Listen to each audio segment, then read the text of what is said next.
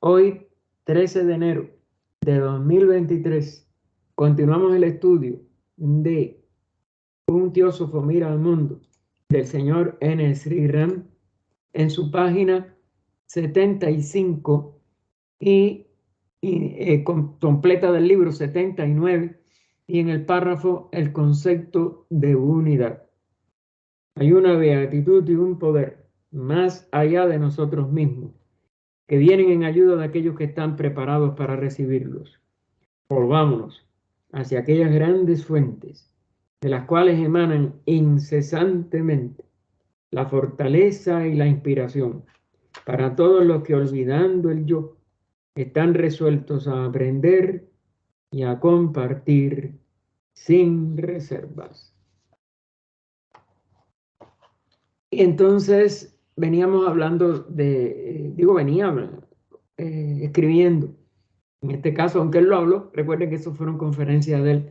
El señor Sri Ram, de esta unidad que tiene que ya alcanzar a través de la fraternidad primero, como es natural, la humanidad, porque eso es lo que es verdad. El arco de reascenso es la contrapartida y el retorno de lo que se realizó durante el arco de descenso. El arco de descenso llegó al punto más bajo a mitad de la raza atlante. Y como ya nosotros estamos en la quinta subraza, de la quinta raza raíz, aunque como es natural, en el nivel de evolución no todos respondemos a ese alto nivel. Y ahí es donde están estas, vamos a decir, incongruencias que se están produciendo todavía en el género humano. Lo que es el más elevado promedio de evolución de la humanidad que está tratando de ir adelante en este arco de reascenso, ya sí tiene que, a través de la fraternidad, poder empezar a vislumbrar primero y a lograr por evolución interna después la unidad de la vida. Si no alcanzamos un progreso en ese sentido unitario, en ese sentido primero de sentirnos hermanos, pero que tenemos que ir más allá y saber que somos uno, el arco de reascenso no se puede completar. Y para impulsarlo, por lo menos, la fraternidad tiene que empezar a sustituir la competencia, el desprecio por seres que no estén en armonía con nosotros, etc. Es decir, que cada estudiante, sobre todo, de esta ciencia sagrada como es la teosofía o sabiduría divina, tiene que esforzarse en cómo realizar este sentido interno, primero de que todos somos hermanos, pero aún más, todos somos una sola vida. Y es lo que él en este párrafo comienza allá a directamente enfatizarnos, ¿no? El concepto de unidad, y fíjense que me lo pone con una inicial mayúscula, no ha sido dejado en el aire como una verdad que debe meditarse, es decir, como algo para ver si es verdad o es mentira, o si es realizable o si no es realizable, ¿no?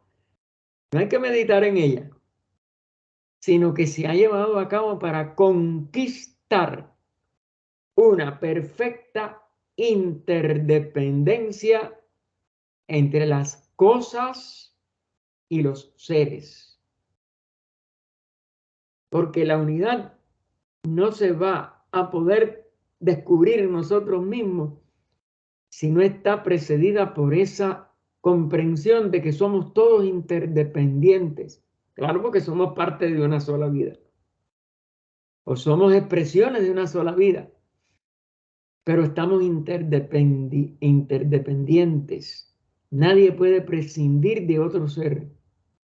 Nadie puede prescindir de otra manifestación de las cosas, como antes, que unos países eran civilizados y les importaba poco, que al lado de ellos o muy cerca de ellos o lejanos, de todas maneras, no importaba la distancia, existieran personas en la total incultura o en la barbarie o en ausencia de toda comodidad, etcétera, etcétera. Ya no.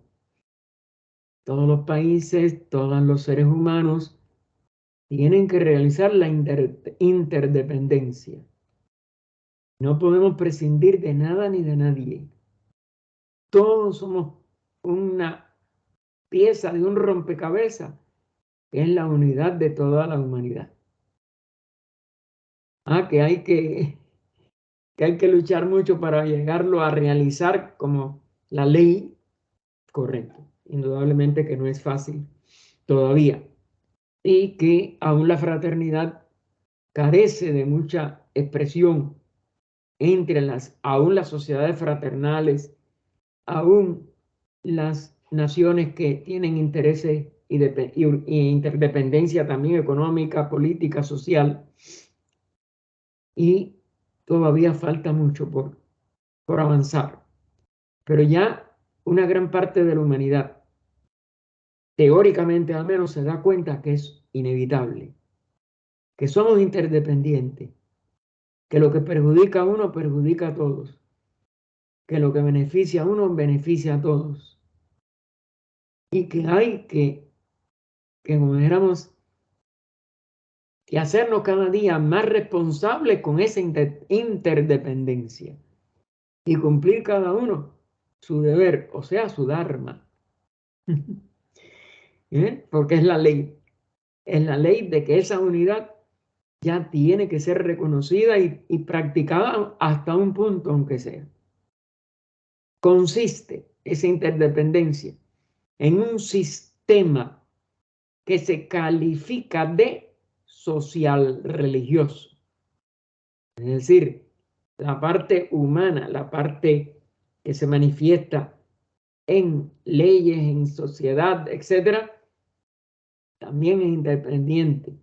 Pero en el nivel religioso, cuando vamos al misticismo, cuando vamos a la verdadera filosofía de la religión, a la verdadera enseñanza superior, que ya debe de ir sustituyendo a todos los dogmas de todas las religiones, porque no es que sea una que es inferior y la otra que es superior, no.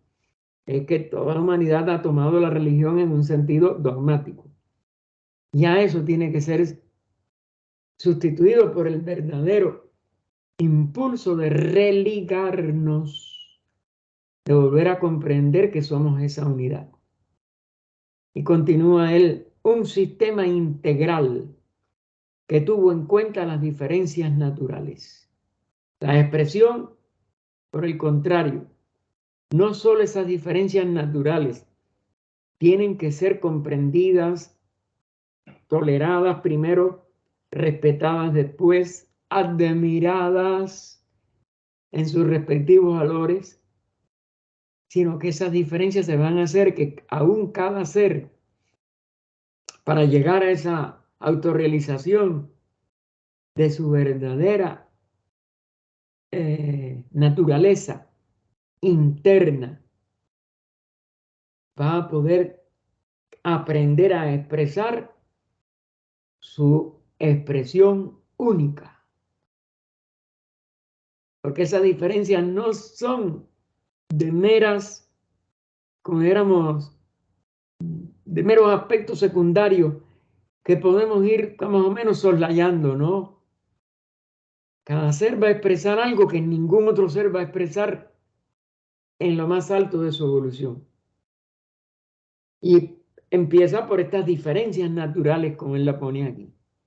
Y esas diferencias naturales hay que respetarlas, hay que tenerlas en cuenta para todo. Nadie tiene que ser igual a otro. Lo que sus diferencias las tiene que expresar en armonía, en cooperación y en aporte a esa cualidad única que la unidad de la vida va a ir manifestándose en expresiones que nadie imita, que nadie va a imitar nunca, porque son el único aporte que cada uno tiene que descubrir que va a ser al total uno. Por eso es tan difícil. Porque las diferencias naturales la gente cree que van a tener que eliminarse. No. Lo que van es a armonizarse en un todo coherente y verdaderamente de unidad en lo interno y de expresión única de aporte para el bien de ese todo que seguimos siendo como unidad.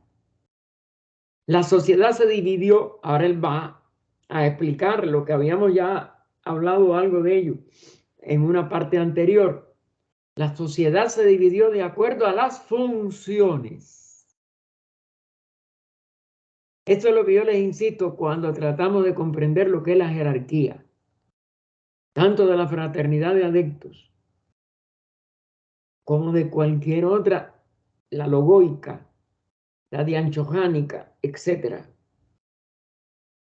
Cada jerarquía tiene esas funciones únicas en cada uno de sus componentes, pero todos funcionan por su sabiduría ya autorrealizada como una unidad que nada la rompe, pero cada uno con una función única, hermano, única. Esto parece tan imposible como las huellas digitales, pero fíjense que no hay nadie que repita la huella digital de otro. Y es un aporte único, que se vuelve conciencia, que se vuelve función de esa conciencia en la jerarquía. Y esto, como es natural para nuestro cerebro y nuestras personalidades, casi que es, como dijéramos, terreno inexplorado o una aparente imposibilidad. Pero lo que ya ha descubierto la civilización nuestra, sobre todo las huellas digitales, nos dicen que eso es una verdad. Ah, que no lo sabemos aplicar a una función todavía, correcto. Que sigue siendo un misterio por qué ninguna huella digital se repite, correcto.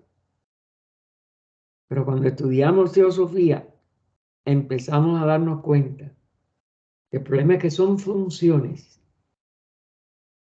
Y esas funciones son, como si dijéramos, susceptibles de ser agrupadas, que es lo que vimos en la India y lo que él va a citar ahora. Él va a citar las 4 castas, ¿no? De nuevo.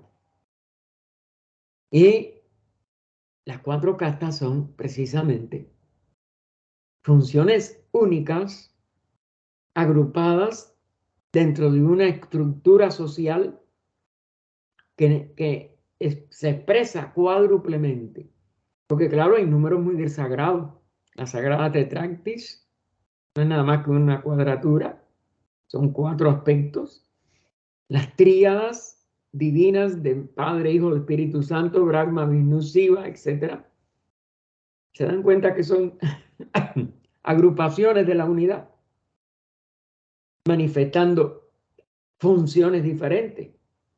En el caso de la Trinidad, en el caso de las 4 castas, no es nada más que eso.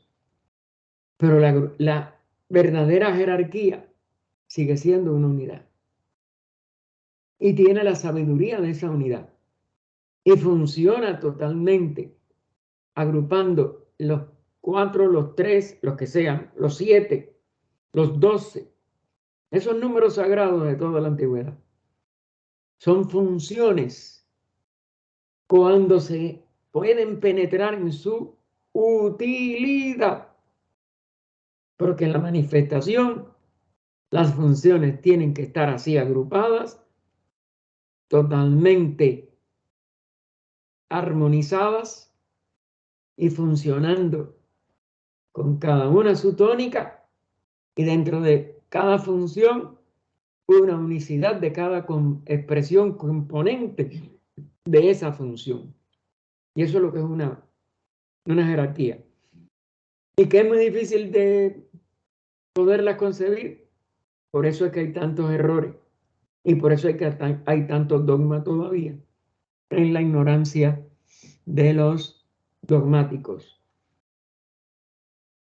Así que la sociedad se dividió de acuerdo a las funciones en 4 castas de maestros, que son los brahmanes, gobernantes, que son los kshatriyas, mercaderes, que son los vaisas, y trabajadores, que son los sudras, o servidores, trabajadores o servidores, lo mismo.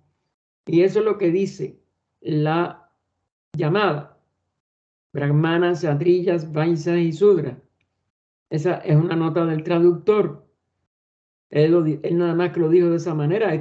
Posiblemente estas conferencias fueron para público y él no les quiso, como si dijéramos, insistir en una terminología que era quizás casi seguro un público occidental. Y los individuos se agruparon según sus cualidades para llenar sus funciones. Esas funciones, perdón. Ven, las funciones se pueden agrupar. Cada uno tiene una cualidad única, pero cuando la pone en función, responde a grupos de funciones. En este caso, 4. En el caso de la expresión divina, Padre, Hijo, Espíritu Santo, 3, y así sucesivamente. En el caso de las constituciones de los más amplias, de las relaciones entre los 3, es cuando se convierten en centenarios de 12, de dodecaedros, etcétera, y pueden llegar a otros números. Recuerden, pero son agrupaciones de sus cualidades únicas que cuando se ponen vamos a decir, a manifestarse dentro de una jerarquía, aparecen, o dentro de una nación o dentro de cualquier grupo, pues aparecen como funciones. Cada individuo recibió el adiestramiento correspondiente a su tipo. Eso era la función que iba a desempeñar. Nunca fue hereditario. Siempre es el resultado en cada encarnación, en cada aspecto personal, mientras no se alcanza la perfección de función y de funcionario, vamos a decir, de una jerarquía, pues hay que adiestrar a cada uno de los 4 tipos, de los 3, de los 7, de los 12. Cada individuo recibió el adiestramiento correspondiente a su tipo, a su función, y se le destinó a uno de esos 4 grupos, ejercitándosele para que aprendiera las lecciones de la vida en el ejercicio de sus obligaciones, que convierten en el Dharma. Y cuando ustedes cogen el Bhagavad Gita, se lo dice, cada uno de acuerdo con su Dharma. ¿Y qué dice la definición de Dharma cuando uno la profundiza o la estudia, como la profundizó la señora Nivesan en 4 conferencias que están después en un folleto o pequeño librito del Dharma? De que cada ser en el momento, que el Dharma nunca es fijo ni inamovible, es decir, no se dogmatiza. Que cuando una persona cumple su Dharma, inmediatamente que lo cumple, asciende al Dharma superior. Y esa es otra de las cosas que en la misma India se perdió. Como pasa con todas las civilizaciones que van envejeciendo. Y la de la India lleva más de 1 millón de años. ¿Cómo lo va a haber envejecido? Gaspar. Dime, sí, adelante. ¿Usted puede explicar mejor eso? Dime. Lo del Dharma, lo que acaba de decir, que cuando se cumple con el Dharma va a un nivel superior. ¿En qué sentido? La función, a la vez que tú la cumples, Ya tú la aprendiste. Y el Dharma es una función que va elevándose. Eso es ahora ya. ir a las 4 conferencias y como ella va dando un fragmento de la definición de Dharma en cada una de las conferencias. No pierdan eso. Eso es un tesoro. Esas 4 conferencias de Dharma, de Anivesan, son un tesoro. Por eso, pero hay que hacer el entretejido de todo eso para que uno no se quede perdido. El Dharma nunca es fijo. El Dharma, a la vez que tú lo aprendes o que tú realizas ese aprendizaje y cumples la función, siempre hay una función superior. Porque esas funciones son internas, no son las externas de la sociedad. Esa también es la diferencia. El Dharma tiene que ver con aspectos internos de evolución. Busquen esa diferencia. Ahora que estoy entendiendo por qué la gente tergiversa y pone karma negativo y dharma positivo, pero no es es por el fondo. No, claro, porque cuando tú no has aprendido el Dharma, karma, como es natural, ajusta todas tus acciones a las causas que engendre a su alrededor, porque toda acción es una causa. Y entonces, ¿qué cosa produce? Un efecto. Pero el Dharma no. El Dharma va elevando y elevando y elevando y elevando. Y el ser cada vez asciende a un estado interno mucho más alto. Y por tanto cambia. Ni premia ni castiga, o ni tiene nada más una relación de causa y efecto. Ese va vertical hacia lo alto. Búsquenla. O sea que la ley real de aprendizaje es el Dharma. O sea, dependiendo de cómo nosotros lo vayamos integrando y entendiendo, lo que vamos a suponer son dos cosas. El karma viene y te pone todos los muñequitos para que tú aprendas, el teatrito. Claro. Entonces el Dharma es para que tú observando, viviéndolo y todo eso lo vayas profundizando. O sea que la verdadera ley de crecimiento interno es el Dharma. El Dharma, correcto. Ahora sí le cogiste. Busquen esa conferencia, verán ustedes. La concepción de la teosofía, óigame, siempre es cambiante. Lo que pasa es que nos quedamos sin hacer estos enlaces. Por eso Anivesan fue tan extraordinariamente, como dijéramos,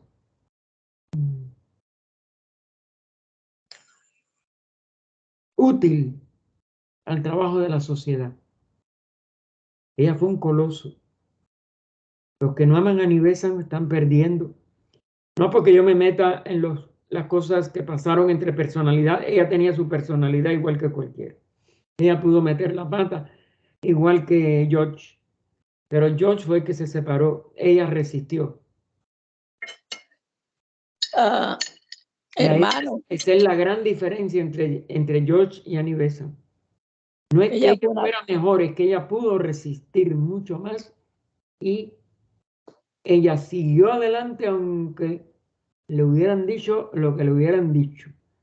Ella tuvo que hacer cosas que Olcott como presidente ella no quería, pero asintió, usted es el presidente y lo puso en práctica. Y así, cuando uno estudia de verdad sobre todo el final de la vida de Olcott, que ella tuvo él estaba muy viejito.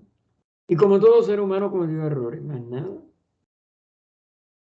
Y ella quizás cometió errores con George, pero Olcott fue el que de verdad, como dijéramos, fustigó a George. Y Olcott creyó que él, como un padre que era para George, podía hacerlo.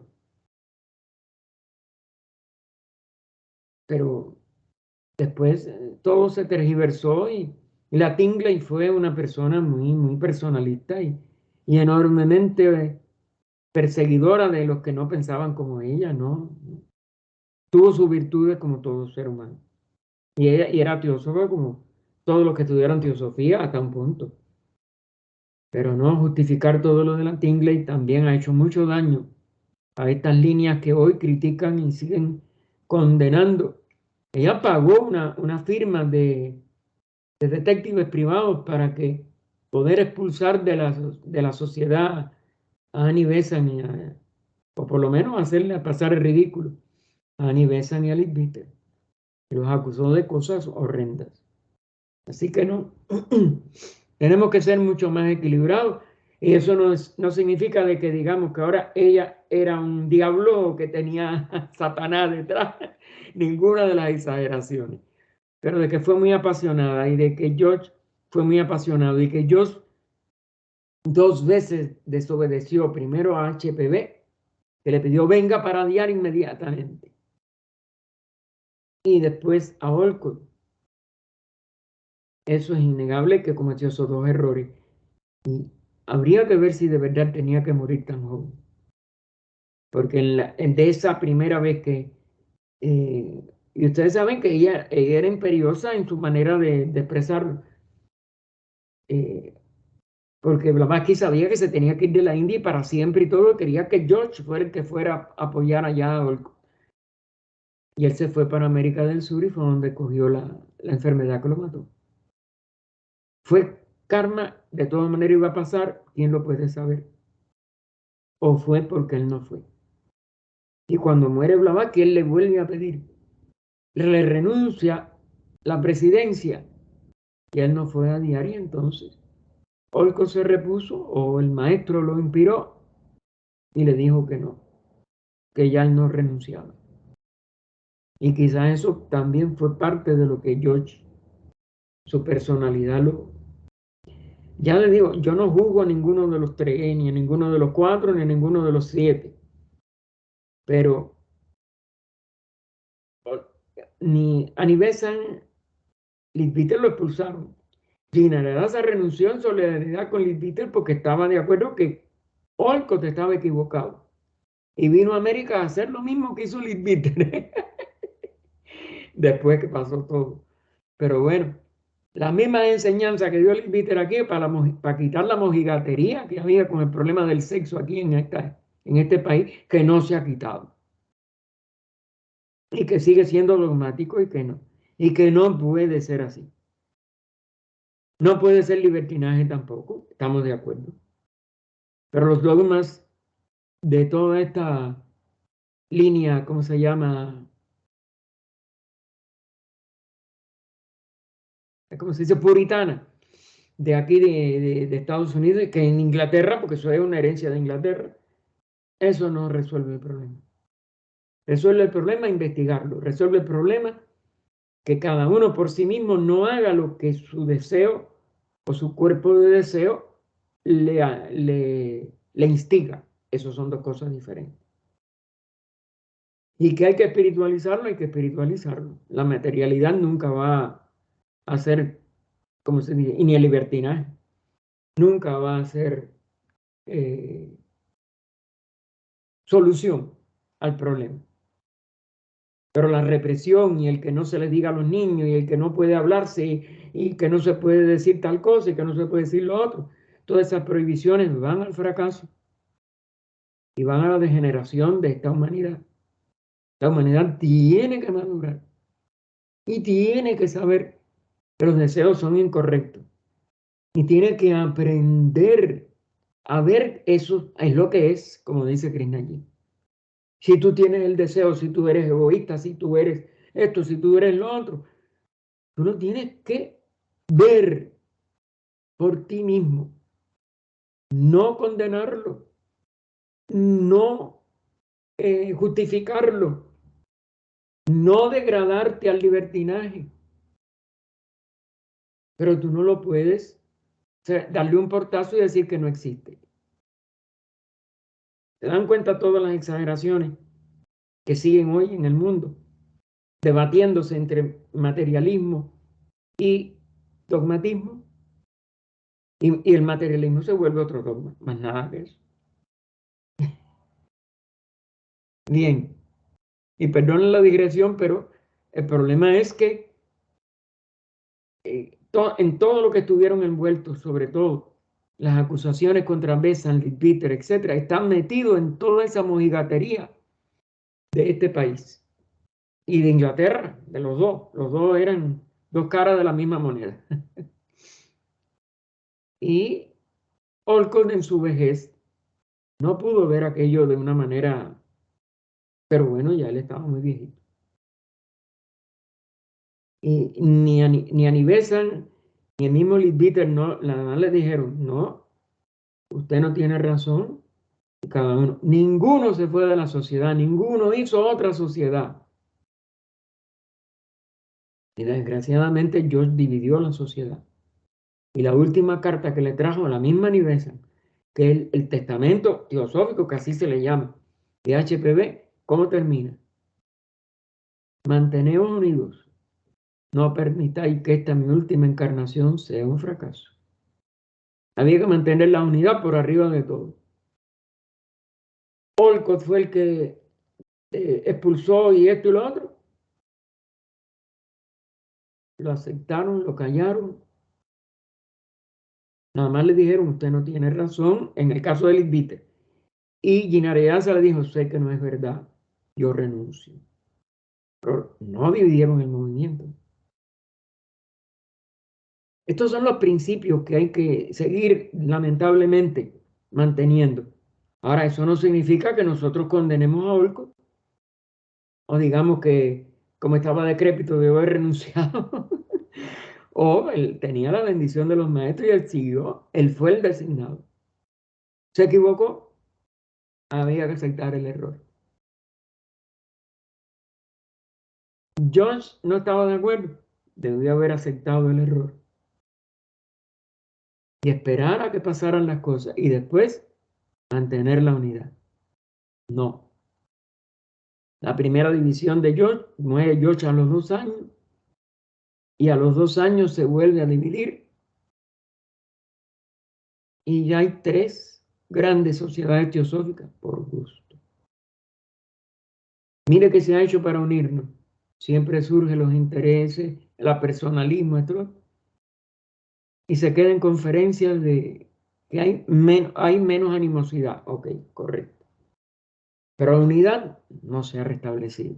Ah, no, tiene que ser en Pasadena, no, tiene que ser en no sé dónde, no, tiene que ser en Nueva York, no. ¿Dónde lo señalaron los maestros? Allí debe de seguir, más nada. Ese fue el centro que fundaron los maestros. Y ustedes saben que estaban los hijos del buen Mutuswami Shetty, que vieron al maestro, que les pidió una limosna. Ellos iban para la escuela, ellos fueron los que encontraron a diario, ellos fueron todo.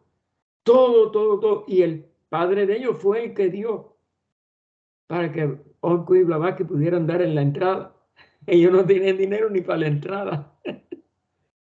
Ay, hermano, hay que estudiar bien y darnos cuenta de que tenemos que seguir, pero en el sentido de unidad. Yo, si me invitan de un lado, voy. Y mientras no me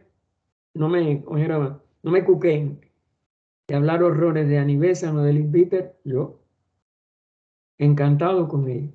Hablan, me retiro porque yo no voy a escuchar eso, sí que no.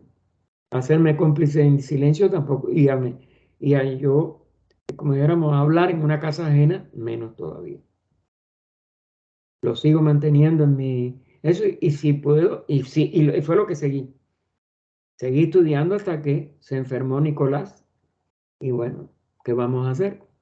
Por lo menos por ahora no se puede. Si él se repone, con mucho gusto yo vuelvo. Y vamos con personas de todos esos lugares. Pero allí no se habla en contra de nadie. Claro, en su casa. No es. Lamentablemente, donde se habla, yo no voy. Yo no tengo por qué hacerme cómplice de cosas negativas. Ahora no se habla. Son mis hermanos. Son teósofos. Yo no hago diferencia. No puedo ir, por ejemplo, a otro que se reúnen por aquí, una vez al mes nada más, pero bueno, porque tengo que trabajar en la librería. Si no, fuera, de lo mejor. Porque sí, y dar mis va, y dar mis va.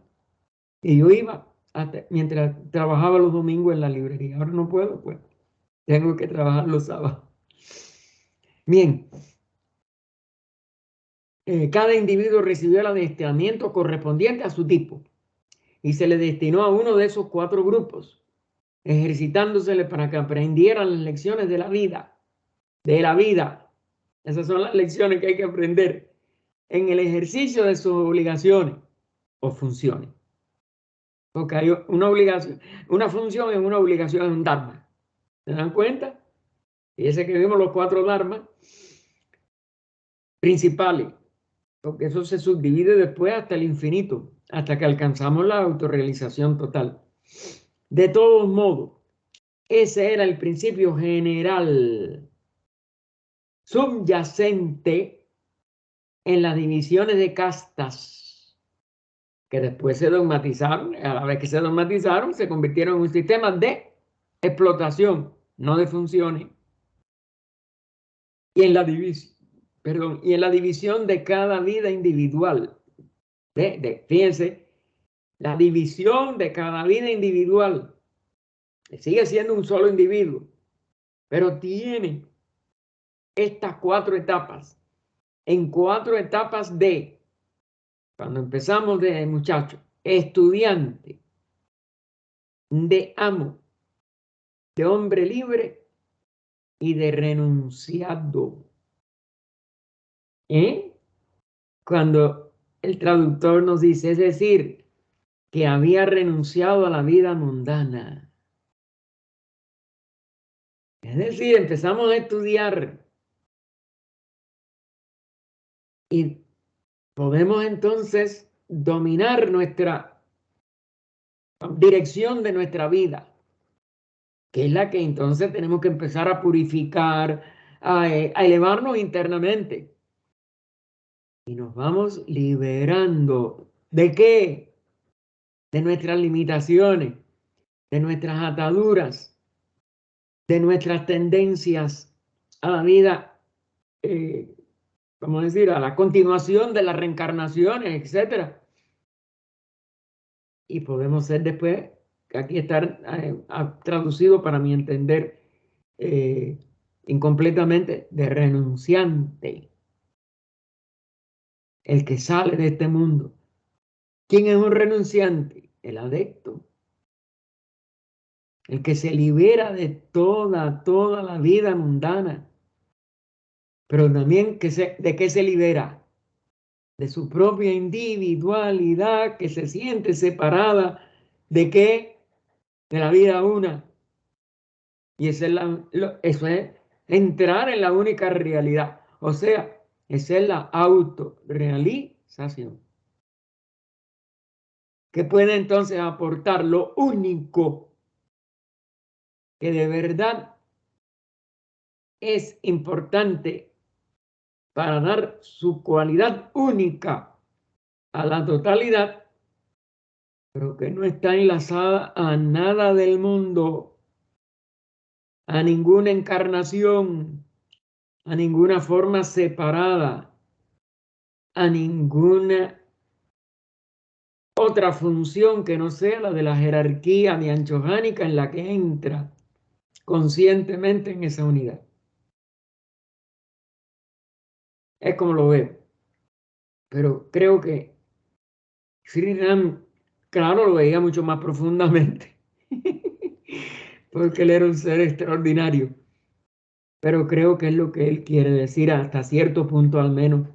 Y ustedes tienen que seguirlo así, atendiendo, investigando. Eso es lo que es la atención pura de Grinayi.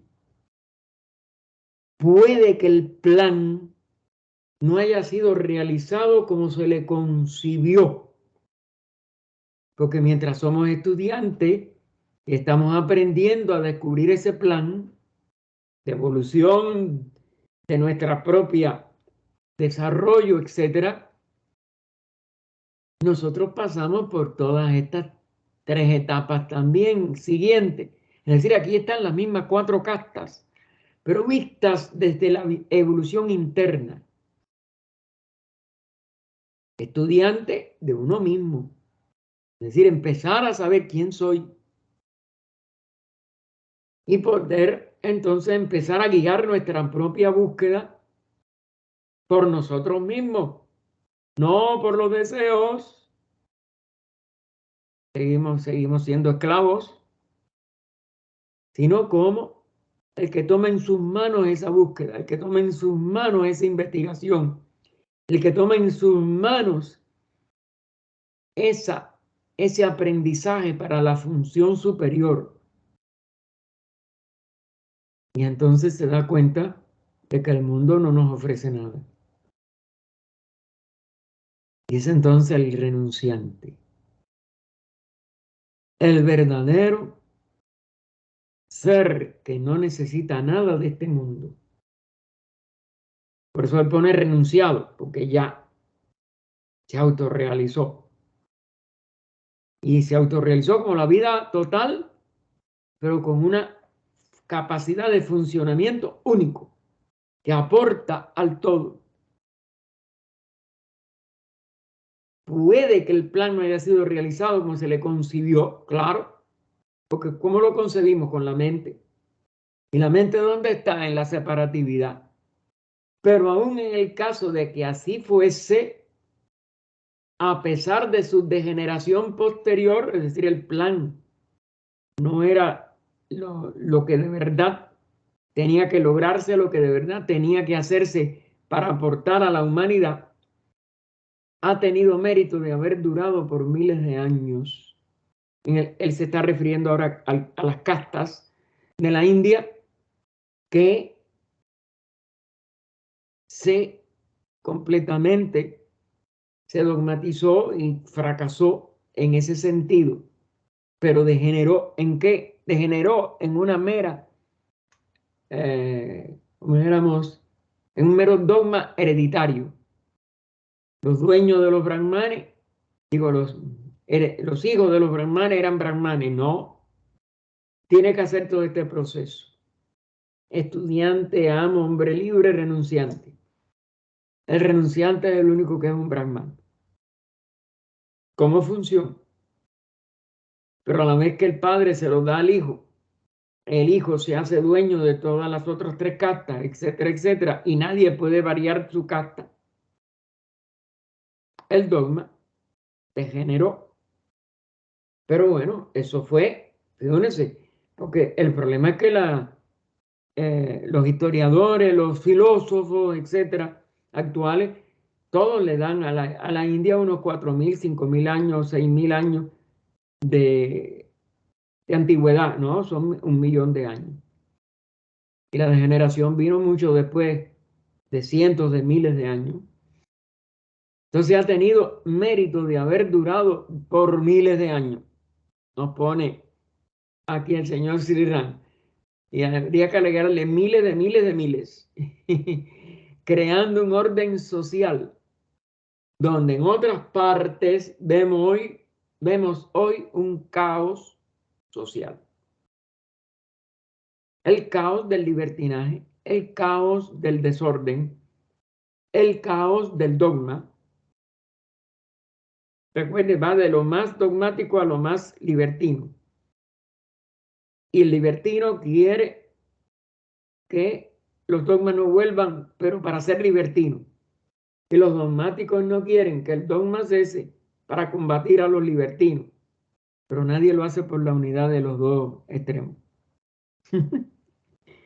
Tanto el libertino como el dogmático tienen que ser religados por la verdadera aspiración superior de esa unidad de la vida.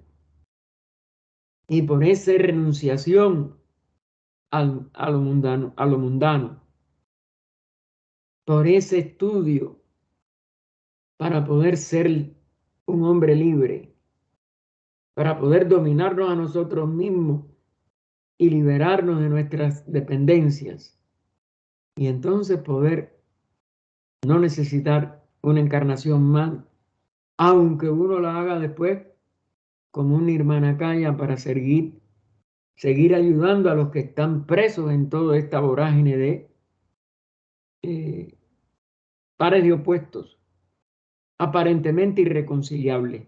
Y no, todo se reconcilia en un gran todo, en una gran armonía de ese todo. Recuerden que eso no es ningún tipo de renuncia obligada por otro tipo de dogma, porque todo puede, mientras no se alcanza la sabiduría y uno no puede aportar la cualidad única que tiene para el todo, uno está lejos de poder, como dijéramos, ser un renunciante verdadero, etc. Eso es el verdadero adicto, el verdadero, y renuncia a la vida del mundo, pero permanece en el mundo para beneficiar ese mundo en la jerarquía dianchohánica que ayuda al logo o que se convierte después en un logo, etc., que asciende a la función logoica después.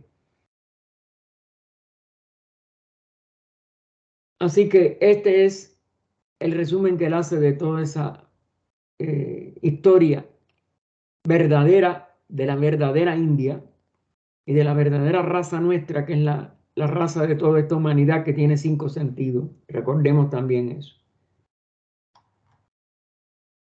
Lo que nos permite decir que si ha durado tanto, no puede haber sido sino por su solidez. Es decir, ¿por qué la India es tan milenaria? ¿Por qué la India funcionó con esas funciones? Perdonen que parece una redundancia, porque eran funciones verdaderas durante un enorme periodo de la civilización original de la antigua Aryabharta. La nota clave del lugar que corresponde al individuo, porque claro, si tiene una cualidad única que tiene que aportar, por eso es que llegamos a expresarnos como una humanidad individualizada, pero sigue siendo la vida una. Y por eso el paso final es reabsorbernos en esa unidad total, pero cada uno aportando jerárquicamente una función única. Así que la nota clave del lugar que corresponde al individuo, porque no lo podemos tirar al cesto de la basura, pero él tiene que trascender su individualidad y nada más que ser la expresión de la vida una, aunque con una cualidad única que ningún otro de los actuales individuos, ni de los pasados individuos, ni de los futuros individuos va a repetir. Otra cosa que la mente, como es natural, nuestra no da para concebirlo, es inconcebible, como la seidad misma, ¿no? Pero como pone HPV en el Proemio de la Doctrina, es inconcebible, pero inefable. Sí, la mente no la va a poder concebir jamás, pero la va a poder realizar. Ahora, la realiza en esa inefabilidad de la esencia de la seidad, o en la seidad misma, porque ya no hay otra esencia. La seidad es la esencia de todo. Entonces, bueno, la nota clave del lugar que corresponde al individuo en este esquema y su actitud hacia su propia familia constituía su Dharma. ¿Ven cómo vamos al Dharma? Y yo en la otra página ni me acordaba que él venía eso.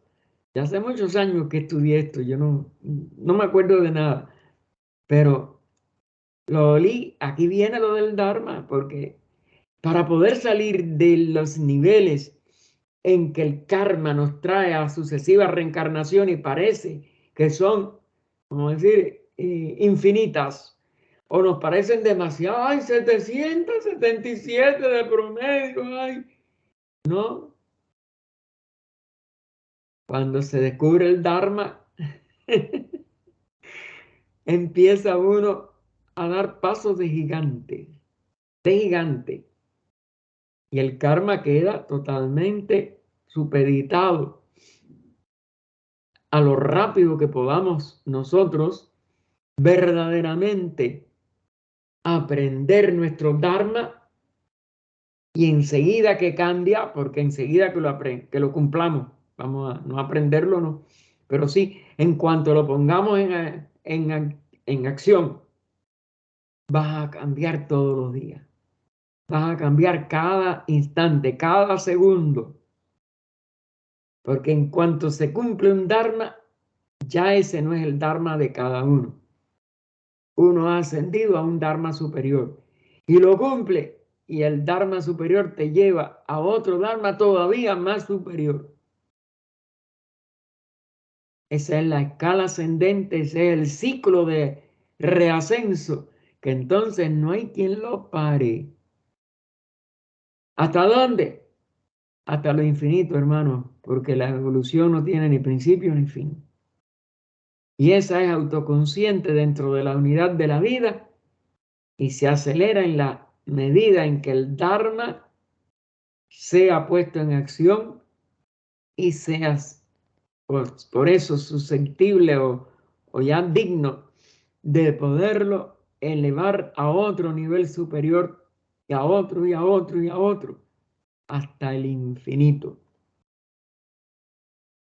Así que, claro, mientras estemos en una familia, ya ese Dharma va a seguir cambiando dentro de la misma familia, pero no hemos salido del mundo, estamos hablando del adepto. En el adepto siguen los dharmas. Y así sigue hasta el finito de la ley de evolución. Palabra que se ha traducido, ahí es donde Aniversan se luce en sus 4 conferencias, como deber o cumplimiento de las propias responsabilidades. ¿Ven? Y como la vida es movimiento, las responsabilidades o dharmas se mueven constantemente.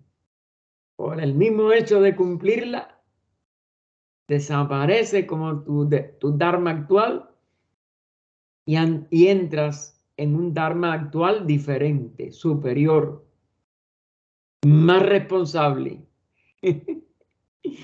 El individuo era educado, criado de acuerdo a este ideal, dharma. Y cada una de las 4 castas o divisiones sociales tenía su propio dharma. Y como al cumplirlo pasan al superior, las castas, en la medida en que fuera cumplido el dharma de cada una, tú la trascendías y ibas a un aspecto superior de la misma casta o a la casta superior. Debiendo cada casta, cultivar las virtudes, bien en plural, que surgirían de su propia modalidad. Es decir, que la iba trascendiendo, que la iba elevando, porque sus funciones se elevaban. La vida se consideraba una escuela para educar el alma en las distintas clases o castas, no importa. La casta de los brahmanes, por ejemplo, se preparaba para gozar de la vida sencilla y el pensar hondo. Es la renunciación ya al mundo, pero por una calidad de conciencia cada vez más profunda, más amplia, más sabia, para ser instructora de la comunidad y para ejemplificar la recta manera de vivir. Todo eso es una preparación dinámica, no es un acomodamiento para explotar a otros. El dharma de cada individuo variaba según la etapa de su vida, se dan cuenta, según uno va ascendiendo de casta a casta. su vocación y los lazos familiares y sociales. Si cada uno cumple con su deber, que va cambiando constantemente, nadie necesita reclamar derechos. Estos se establecen por sí mismos.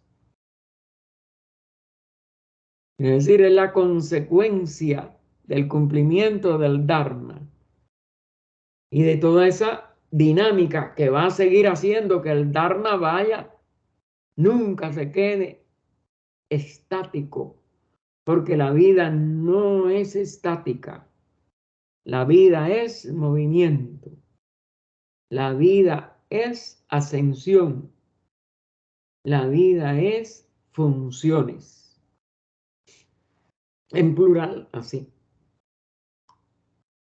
Y entonces continúa Sri Ram. Este ideal del Dharma estaba vinculado con el concepto de que el péndulo de la vida humana se mueve entre el nacimiento y la muerte de cada individuo, no una sola vez. ¿Se dan cuenta? Por eso tiene que cambiar constantemente, sino muchas, hasta que el resorte de su naturaleza deja de ser puesto en marcha por la sed de sensaciones que caracterizan la vida de esta tierra. Ven que esa es la ley de trascendencia de todas estas etapas y variantes o apariencias de diferencias en las sensaciones. La sensación es básicamente lo mismo, pero la vida no está estática en lo mismo. Ella se mueve y la sed de sensaciones se van convirtiendo en otra superior expresión de la conciencia espiritual.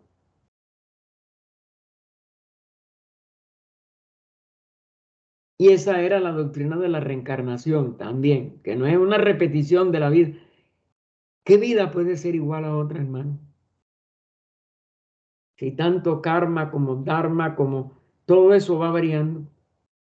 Si el karma acumulado y el dharma que nos espera en cada etapa van a estar en movimiento constante, según la capacidad de cada uno de aprendizaje, de renunciación, etcétera, etcétera. Y todo eso siempre está moviéndose y todo eso siempre tiene una ecuación que no se repite, sino que se expresa en niveles cada vez más profundos del conocimiento de uno mismo, visto ahora como el autoconocimiento, pero también en toda una serie de variantes kármicas, dármicas, que todas van a estar en movimiento. La vida no es estatismo, no es inamovilidad. Por el contrario, es la esencia de todo movimiento. Las fuerzas que operan para dar a la conciencia individual su materialización corporal son las que dan origen al ser. Y este origen se rige, como todos los hechos naturales, por una ley de la naturaleza. Si la vamos a sintetizar en un solo nombre, la ley de evolución. Y el ser humano tiene que aprender esa ley cada vez en aspectos, en tónicas, en vibraciones, cada día más alta y más diferente que todas las otras anteriores. Y nada se repite. Y nadie repite a nadie. La serie de relaciones en que se encuentra envuelto un individuo tiene tanto un pasado como un futuro. no puede salir de la nada. Puesto en otras palabras, de la misma ciencia, tiene una causa y tiene efectos. Y entonces, cada efecto, a su vez, se convierte en causa, en una nueva causa de nuevos efectos. Porque el movimiento de la vida no puede ser detenido. Esta serie, por eso es una serie, por eso es continua y no tiene posibilidad de ruptura porque está enraizada en lo eterno, la vida es eterna. Sus manifestaciones son cíclicas, pero dentro de la misma eternidad. Por tanto, esta serie está determinada por la actuación de fuerzas que el propio individuo ha liberado en el pasado, desde que empezó en el primer reino elemental hasta la individualización, después de pasar por el segundo reino elemental, tercero mineral, vegetal, animal, todo eso como almas grupales, es decir, enmarcado en procesos de almas grupales o en procesos en plural. Pero en la individualización entonces entra en una muy específica etapa, ya es el séptimo reino en donde tiene que triunfar sobre todo las causas puestas en movimiento en los 6 reinos anteriores, y en este séptimo tiene que aprender en un nivel individual para poder ir al otro extremo. Viene de la unidad, se manifiesta a través de sucesivas expresiones grupales, alcanza la individualidad, el máximo de división. ¿Y a dónde va un ser humano autorrealizado? Retorna a la unidad. Pero como era antes de salir, no. Con una función única en una jerarquía que va a seguir ascendiendo. Porque lo que era antes esa vida de manifestarse en el primer reino elemental, no lo desconocemos, pero de la nada nada sale. Eran expresiones de la vida desconocidas para nosotros, totalmente, mientras seamos mente. Que las grandes jerarquías saben aún eso, tiene que ser seguro. Y no lo saben totalmente, siguen acercándose a una ampliación de ese saber cada vez, porque se conocen cada vez mejor a sí mismas. Y lo que sí explican todos estos seres que han alcanzado esas funciones de sabiduría y esa sabiduría enorme y ese dharma superior más allá del nivel humano y más allá del nivel individual es que nunca fue algo que empezó en el primer reino elemental, que es eterna y que esa eternidad seguirá hacia adelante en expresiones cíclicas no eternas, cada vez más inmensamente expresivas de la unidad que todas ellas son. Y que descubre por este proceso de los 7 reinos de lo que se llama el ciclo de necesidad. Lo descubre. Pero no empieza.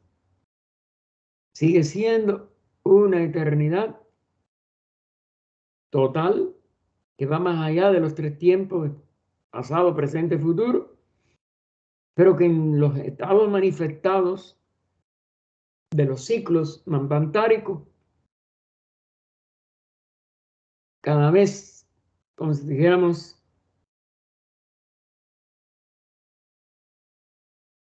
conoce mejor o realiza mejor, porque es una realización, no es un conocimiento. Realiza más amplia y más totalmente ese misterio de su eternidad con una ausencia de expresión de su unicidad que una vez ganada no cesa jamás tampoco. Y por eso la eternidad sigue siendo su única realidad autoconsciente ahora e inconsciente antes de pasar por el dual proceso del ciclo de necesidad de los 7 reinos. Otra de las cosas que está bien claro en la filosofía de los maestros, en sus cartas, en sus enseñanzas. Ah, que la mente nuestra no da para ello. Correcto, la mía tampoco. Tengo que esperar a esa autorrealización. Pero los seres autorrealizados sí dicen que aunque no es comunicable en palabras, todas estas jerarquías han descubierto esa, vamos a decir, ese misterio o esa incógnita. Es una incógnita, no es un misterio en sí, sino una incógnita que la mente no puede llegar a descifrar. No es descifrable con el nivel que llamamos mente, pero la inteligencia universal parece que sí. Ellos sí tienen que estar por encima, o ellos, o él, o la unidad de vida ya consciente está por encima de esa limitación.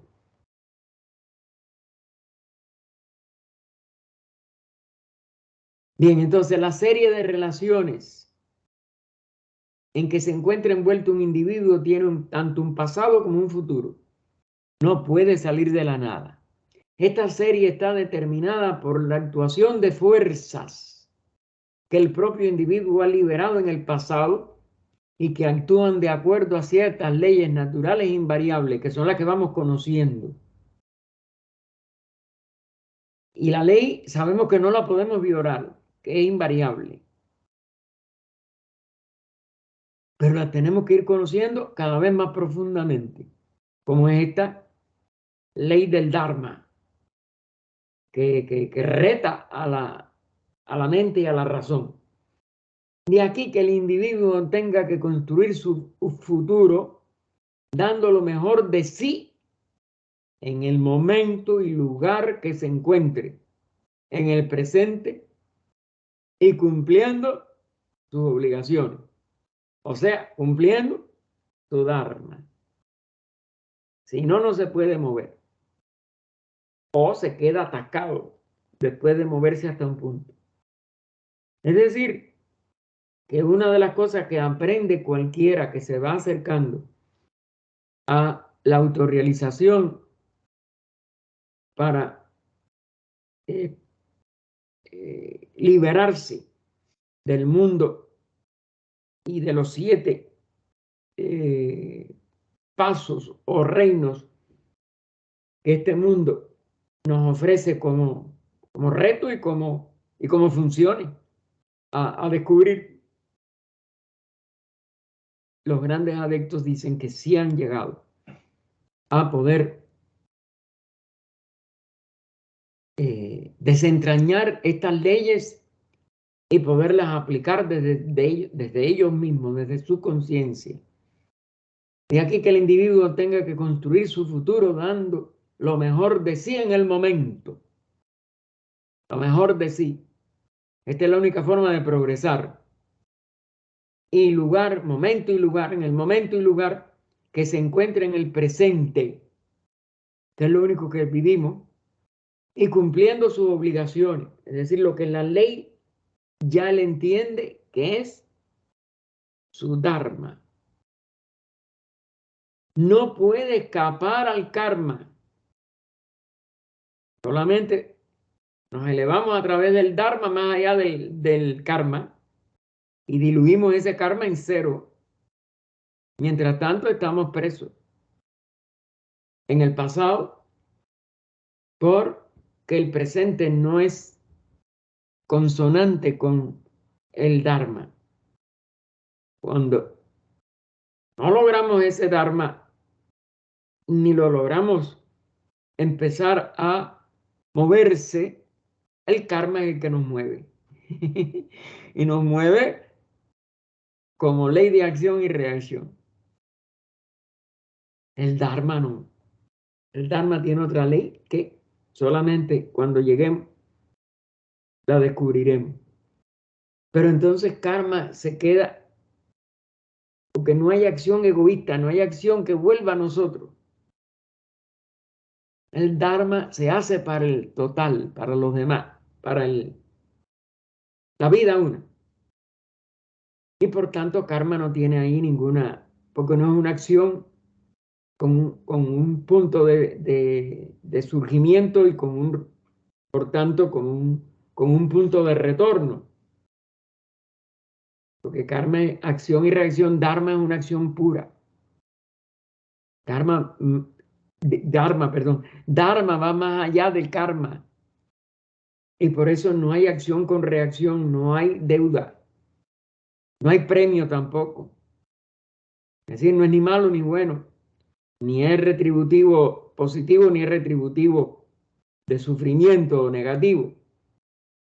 Dharma no engendra acción y reacción. Que se cumple tanto en la esfera, el karma ya, ¿sí? Que se cumple tanto en la esfera de lo moral como en la de lo material, y que solo puede cambiar su condición por medio de la moral y lo legítimo, siendo el progreso la ley que rige a todos.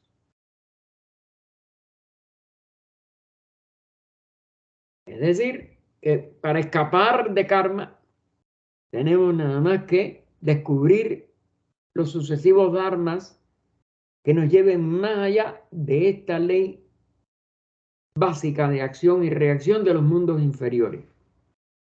En los mundos superiores eso tiene otras connotaciones, otro significado.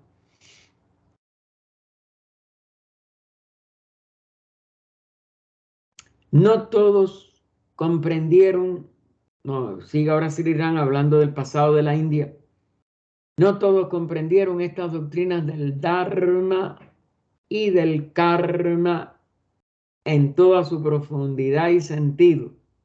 Y nosotros todavía no hemos llegado a eso. Nos ayudan seres como él, como Anibesan, a la que él sirvió de secretario, etc. Y por eso él lo está diciendo, no todos comprendieron, nosotros no lo hemos comprendido todavía. Y son doctrinas, fíjense que son enseñanzas, no dogmas, del Dharma y del Karma. En toda su profundidad podemos coger, como yo tengo algunos conceptos, ustedes tienen algunos otros, podemos coger algunas vaguedades o principios generales, pero para llegar a la profundidad y sentido totales, fíjense que dice en toda su profundidad y sentido. Las dos enseñanzas hay que asimilarlas a la plenitud y por tanto incorporarla a nuestra vida para que Dharma sea el que de verdad mueva todas nuestras pensamientos, palabras, acciones, meditaciones, lo que sea. Y karma se quede sin capacidad para poder aplicarnos las reacciones a acciones. Porque nuestras acciones cuando se hacen por Dharma son puras. No tienen ni un resto, ni una sola, como dijéramos, vibración o cualidad egoísta. Dharma no tiene que ver con nada que sea egoísta. Al contrario, Dharma es un entregarse a todo. Y entonces karma queda sin poder actuar y sin podernos seguir arrojando o esclavizando a una rueda de nacimientos y muertes. Así que no todos comprendieron estas doctrinas del Dharma y del Karma en toda su profundidad y sentido, pero el clima moral y mental en que se desenvolvían los habitantes de la India les ayudó a comprenderlas en su parte más simple, que es como han llegado a nosotros, como es natural.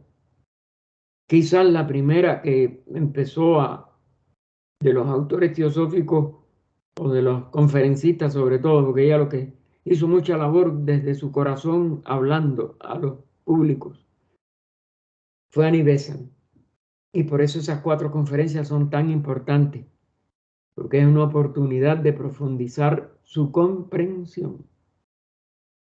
Pero la India nada más que lo comprendió en su parte más simple y no es suficiente para poder salir de la rueda de nacimientos y muertes. Cuando este ideal del deber, ese dharma superior, ese dharma que cambia, cuando este ideal del deber o dharma se pone por delante de cada uno desde la niñez, que las antiguas etapas de la India sí lo hubo, la mente se compenetra de la importancia de su verdad. Todos los miembros de la sociedad tienden a producir una armonía que no puede ocurrir donde cada hombre exige derechos a expensas de los demás individuos y se cree en el caso de luchar para sacarlos por la fuerza. Yo tengo derecho y a mí nadie me puede molestar. Y no, yo tengo que aprender mi dharma.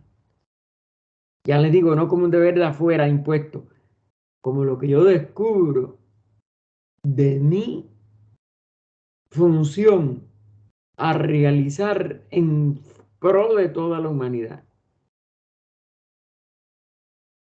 Y entonces no puede haber lucha, no puede haber guerra, no puede haber competencia. Solamente una euforia total como resultado de la liberación de toda ignorancia y de todo efecto kármico de nuestras karmas anteriores, de nuestras acciones anteriores. El hombre queda establecido en la acción pura, queda establecido en el amor unitario total de todo y nada de eso puede ser, como si dijéramos, ni tan siquiera dudado por las leyes de la naturaleza. Infortunadamente, de este modo de apreciar las cosas surgió una actitud de fatalismo o resignación que ha hecho la vida en la India extremadamente lenta, o la había hecho. Recuerden que ahora hay un contagio con Occidente de libertinaje y de toda una serie de tonterías que no ha sido de verdad tampoco el remedio a este fatalismo, a esta resignación, a que en la India parece que todo el mundo quiere que las cosas duren siglos y a que no se trabaje, a que no vaya a haber, como si dijéramos, competencias, pero eso se está alterando, pero lamentablemente en niveles todavía superficiales y transitorios, y no en el nivel de un regreso a la profundidad del Dharma, como lo plantea Annie Besant en sus conferencias. Así que infortunadamente de este modo de apreciar las cosas surgió una actitud de fatalismo, resignación, que constituye un elemento en el carácter de los habitantes de la India, formado a raíz de practicar por milenios esta filosofía. Fíjense que lo pone así, en milenios. No, y yo creo que para no asustar mucho a la gente, porque yo creo que él sabía que llegaba más de 1.000.000 de años, pero bueno, si niegan varios milenios, imagínense si él plantea que era por hasta más de 1 millón de años. No hay nada por bello y verdadero que sea que no tenga su parte mala en este mundo. Es decir, que aún lo más bello, aún la más superficial consideración o reconsideración del pasado ese, pues tiene que dar un cambio, tiene que ser positivo. Pero bueno, nos queda mucho por hacer, y después que él murió, como ustedes saben, la India se ha ido, como dijéramos, materializando y modernizando, entre comillas, más, y hoy comparte con gran parte del planeta las condiciones de corrupción y de materialización y todo, que propia del Kali Yuga, ¿no? Pero bueno, esperemos que ella pueda llegar otra vez a rescatarse a sí misma, pero tiene que ser la misma India, no puede ser desde fuera. Así que no hay nada por bello y verdadero que sea que no tenga su parte mala en este mundo. Siempre habrá los que se inclinan hacia la sombra proyectada por una verdad, en vez de avanzar rectamente hacia la luz, que sería lo que podría ayudar al resto del mundo, porque la base, como es natural, de toda labor hecha por este país, en toda esa formación de nuestra raza, etcétera, podría ser el que mejor pudiera despertar, pero tiene que despertar de este lamentable estado en que sigue estando. La orientación de toda vida, haciendo un ideal del deber, del Dharma, dio como resultado una civilización de conformidad que en la India se ha considerado una virtud. Y volvemos a los que siguen siendo investigadores, estudiosos de esta milenaria o de esta millonaria vida de más de 1 millón de años de este gran país. En otros países la consideran una desconformidad divina y lo pone entre comillas, es decir, que no están conformes con lo divino, o que lo divino no está conforme con lo que de verdad debe de ser, y por tanto eso fue una de las formas de tirar al cesto de la basura la herencia sacratísima, no sagrada, de la antigua Aryavarta. Todo es cuestión de elección de términos. Pero más que de términos es, de verdad, ¿estamos dispuestos a renunciar al mundo? ¿Estamos dispuestos a seguir una búsqueda constante y superior, cada vez más alta, más rica y más investigadora de estos aspectos de la antigua civilización de la India, y del antiguo Dharma y de la antigua concepción de la renunciación al mundo? Eso es lo que tiene que venir junto con estas palabras que le está poniendo aquí. Así que la orientación de toda vida, siendo un ideal del deber, dio como resultado una civilización de conformidad que en la India se ha considerado una virtud. En otros países la consideran una disconformidad divina. Todo es cuestión de elección de términos. Todos buscamos conformarnos, es decir, poder estructurarnos en algo. Sin embargo, buscamos la disconformidad. Y entonces perdemos la posibilidad de una conformación verdaderamente superior, mística, ocultista, teosófica, divina. Tenemos que aceptar una situación tal cual se nos presenta. No podemos hacer del avestruz y meter la cabeza en el hueco. Tratando de mejorarla por todos los medios legítimos a nuestros alcances. Es decir, hacer del propósito de nuestra búsqueda todo lo que podamos hacer para mejorarnos, mejorar el mundo de acuerdo a la sabiduría divina o teosofía y tratar de encontrar los medios para poderlo poner lo mejor y lo más alto en práctica. Por esa concepción de la vida una, ¿ves? Esa es la única que nos puede de verdad dar el impulso. Por esa concepción de la vida una, que es la vida de Dios.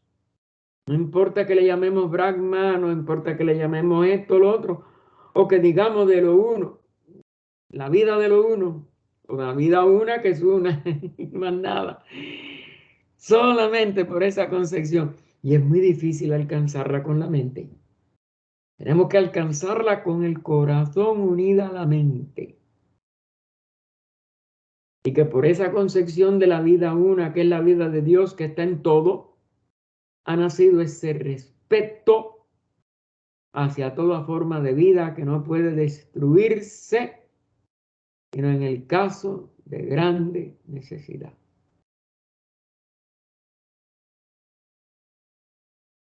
Y nosotros no podemos pensar que eso lo podamos nosotros sobrepasar por destrucción. Por el contrario, eso tiene que llegarse a autorrealizar por amor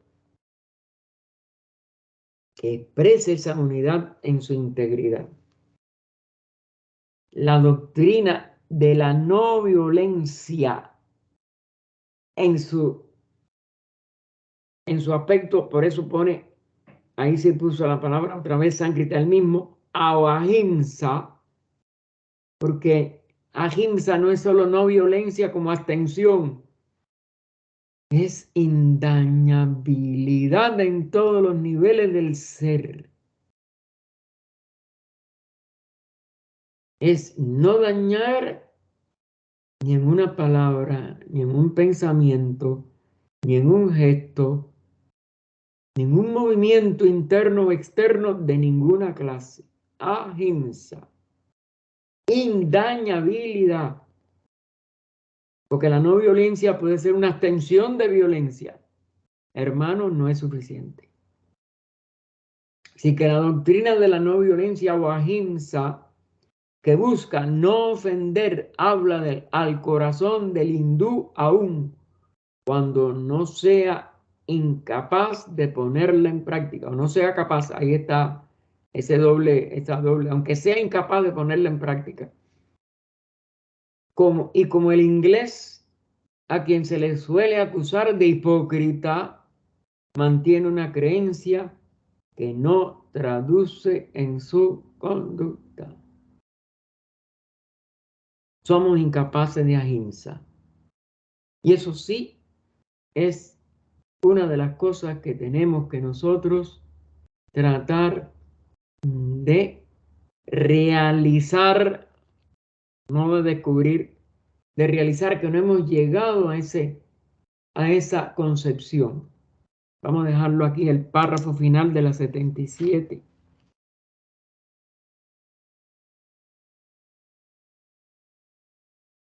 Que es la 81 del total.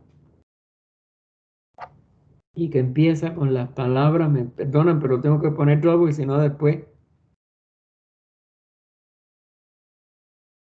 Ajá, toda la atmósfera de la India.